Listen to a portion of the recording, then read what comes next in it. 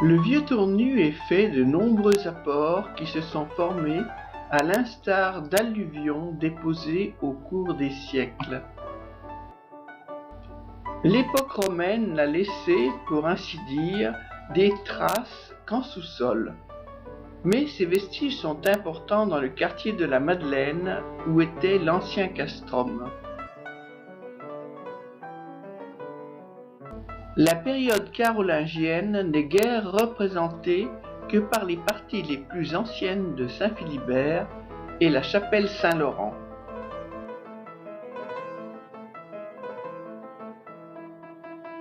L'époque romane des XIe et XIIe siècles est représentée par une notable partie de l'abbaye, y compris certaines dépendances. Le logis ou palais abbatial fut construit entre 1471 et 1498 par l'abbé Jean de Toulongeon, qui y dépensa des sommes considérables. C'est un bel édifice de l'époque gothique flamboyante qui présente sur la place des Arts deux galeries superposées avec meneaux et arcs en accolade.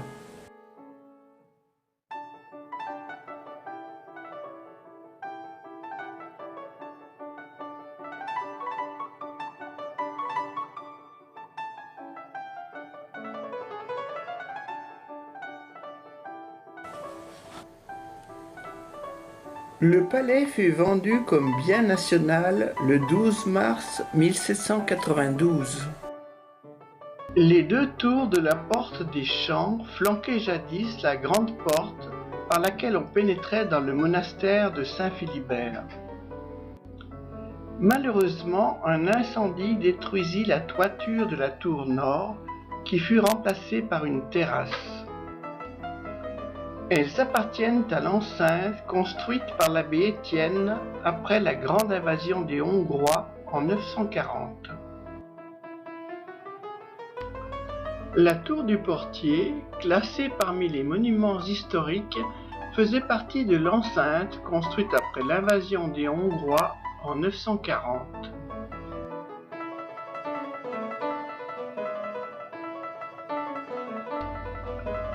La tour du trésorier est en réalité une tour d'escalier du XVIIe siècle dépendant, avec le logis annexe, d'une petite maison canoniale.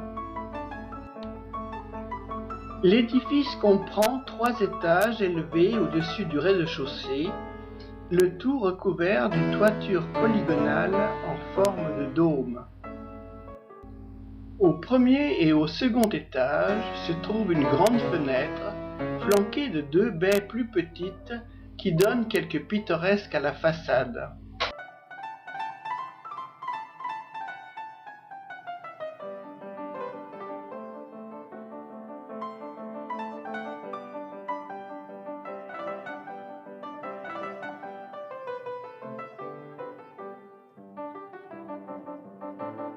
Concernant l'époque romane des XIe et XIIe siècles, on peut aussi citer les églises de la Madeleine et de Saint-Valérien. En ville, on peut aussi citer de cette époque la frise romane de la Grande Rue.